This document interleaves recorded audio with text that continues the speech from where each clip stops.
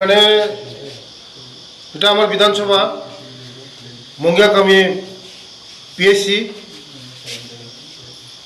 অনেক দিন ধরে আসি নাই আমার বিধানসভার মধ্যে এটা মঙ্গিয়াকামি পিএসসির মধ্যে আমি চেক করতে এসেছিলাম। এখন তো এই রেনি সিজন আরম্ভ হয়ে গেছে, সাপের উপদ্রব, এটার জন্য আগাম অ্যান্টিভেনাম যেটা সাপ কামড় দিলে যেটা বাঁচার কোন এই যে ইঞ্জেকশনের মাধ্যমে বাঁচা যায়, তার জন্য এখানে ডক্টরবাবুর সঙ্গে আমি দেখা করে এটা আছে কিনা আমি এই চেক করার জন্য এসেছি।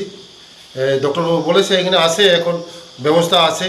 আর ম্যালেরিয়া আমার এই বিধানসভার মধ্যে তো ম্যালেরিয়ার এই প্রকোপ, এটা 18 মুড়া বিলাইকাং এই তীর্থমণি এটা পুরা এফেক্টেড এরিয়া ম্যালেরিয়া।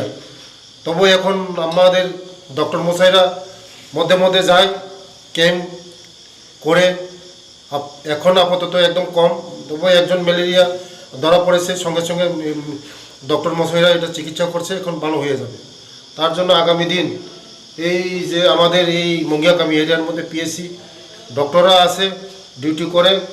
আমার এই বিধানসভার মধ্যে এটাই পিএসসি মঙ্গিয়াকামি ব্যবস্থার জন্য কি কি অসুবিধা আছে, কি কি লাগবে, ডক্টর মশাইয়ের সঙ্গে আমি আলোচনা করার জন্য এসেছি। কী কী অসুবিধা রয়েছে এখানে? কোনো অসুবিধা নেই, যা অসুবিধা ছিল তাদের মানে সারাই কাজ হয়ে গেছে। জলের অসুবিধা ছিল, জল তারা করে নিয়েছে, মেনটেন্স করে নিয়েছে। আপাতত কোনো ব্যবস্থা নেই, কিন্তু আমি আগামী দিন আমি বলেছিলাম যে এখানে অ্যাম্বুলেন্স যদি দরকার লাগে আমি দিয়ে দেবো আমার এমএলএ ফান্ড থেকে।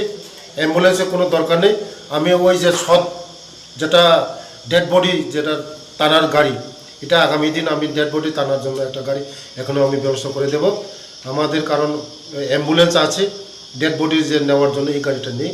আগামী দিনে এই গাড়িটা আমি দিয়ে দেবো এই হসপিটালের মধ্যে।